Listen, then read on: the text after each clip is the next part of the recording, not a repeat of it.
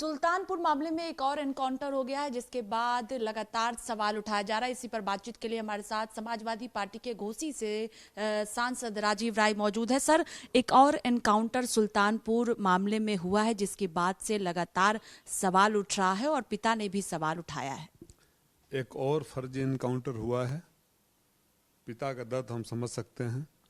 पीड़ा में, व्यथा में एक बाप बोलेगा, उससे उस पर हमें कोई कमेंट नहीं करना है। मैं उस बेटी का भी बयान सुना जो मृतक की बहन है, उसकी बातों पर भी गौर करना चाहिए कि अगर पकड़ लिया था तो मारा क्यों। उसने एक और सवाल किया है कि केवल एक मुकदमा सूरत में था, उसका एनकाउंटर कर दिया।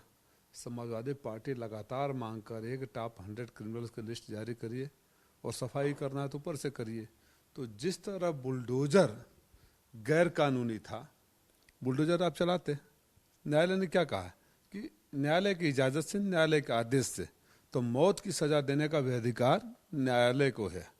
जो लोग अपने मुकदमे वापस ले लिए, दूसरे मुकदमे वाले को ये बहादुर दिखाने के लिए एनकाउंटर, फर्जी एनकाउंटर किए जा रहे हैं, वो ये भी बता दें कि उत्तर प्रदेश में अपराध थम क्यों नहीं रहे हैं। जोगी जी ये भी बता दें कि अगर सारे अपराधी भाग गए थे या जेल के अंदर थे तो अपराध रोज कर कौन रहा है, ये डकैती कर कौन रहा है, हर रोज हमारी बेटी बहनों के साथ बलात्कार और सामूहिक बलात्कार कौन कर रहा है। तो यही लोग हैं ना जो कहते कुछ हैं करते कुछ हैं। अपराधियों की कोई जात नहीं होती, तो इसलिए जात देखकर न्याय भी नहीं होनी चाहिए, जात पर बात भी नहीं होनी चाहिए।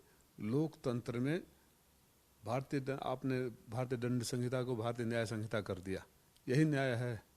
अदालत को भी मौका मत दो, सुधरने का भी मौका मत दो, गोली मार दो, और फिर भी अपराध बढ़ते ही जा रहे हैं। तो इसकी जवाबदेही किसकी है? सरकार को जवाब तो देना पड़ेगा।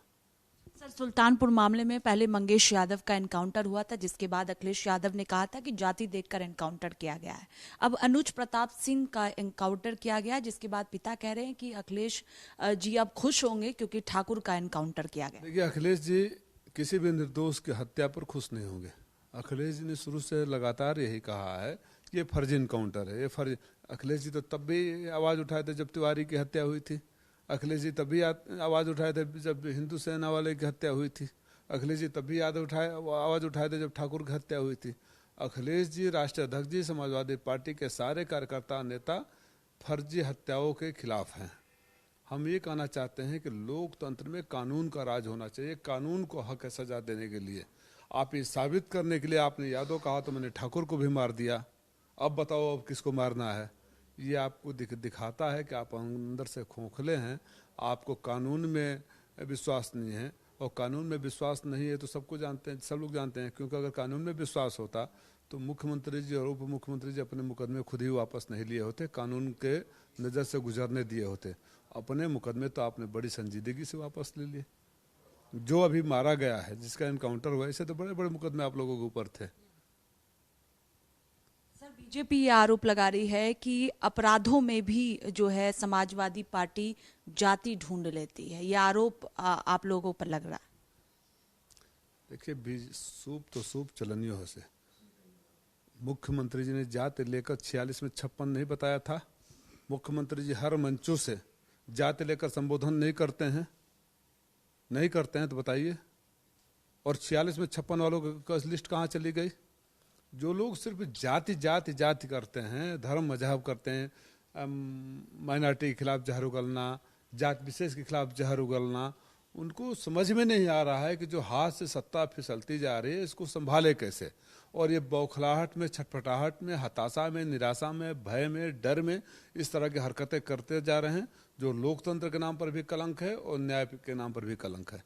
आखिरी सवाल है सर, तिरुपति मंदिर में जो प्रसाद का पूरा मामला आया, उसके बाद लखनऊ के मंदिर में भी बाहरी प्रसाद पर बैन लगा दिया गया है। और लेकिन इस पर भी बीजेपी कह रही है, चूंकि डिम्पल यादव का एक बयान सामने आया जिसमें डिम्पल यादव ने कहा है कि मथुरा और वृंदावन में भी जो प्रसाद है उसकी गुणवत्ता की जाँच होनी चाहिए। बीजेपी कह रही है हर जगह जो है वो भय फैलाने का काम समाजवादी पार्टी का।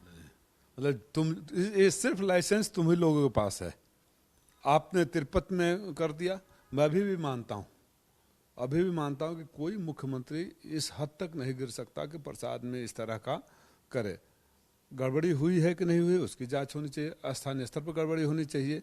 और अगर कह दिया गया कि यहाँ भी जांच हो तो चूंकि यहाँ आप हो इसलिए कोई सवाल नहीं उठा सकता। या अगर विपक्ष की सरकार हो तो पैर ऊपर सर नीचे कर चिल्लाओगे। यही दिखाता है कितना खोखलापन है, दोहरापन है। जांच होनी, जिसमें क्या गलत मांग किया है, क्या गलत मांग किया है? मैं तो स्वयं 15 दिन पहले तिरुपति बालाजी के सुप्रभातम सेवा करके आया। वहाँ से मैं कालाहस्ती जाकर पूजा पाठ करके आया।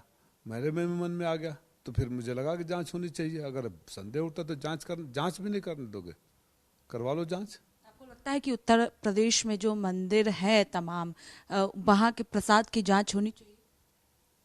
अच्छा, मान लीजिए कि एक जगह अगर आपने भ्रम पैदा कर दिया, वहाँ तो समाजवादी पार्टी नहीं है ना, वहाँ तो कांग्रेस नहीं है, वहाँ तो आपके सहयोगी दल है। इतने दिनों बाद भ्रम पैदा कर दिया आपने, सच है कि गलत है, तो अगर वहाँ जांच हो सकती है तो यहाँ क्यों नहीं हो सकती है? कौन सा ऐसा पैरामीटर है, कौन सा ऐसा कानून? ये दोहरापन, दोगलापन हर बात में क्यों लाते हो आप लोग? कभी तो ईमानदार बनो, खुद से, समाज से, लोकतंत्र से, कानून से, कहीं तो ईमानदार दिखो। बहुत शुक्रिया बातचीत के लिए। कैमरा पर्सन सचिन के साथ स्वाति पाठक, भारत समाचार, दिल्ली।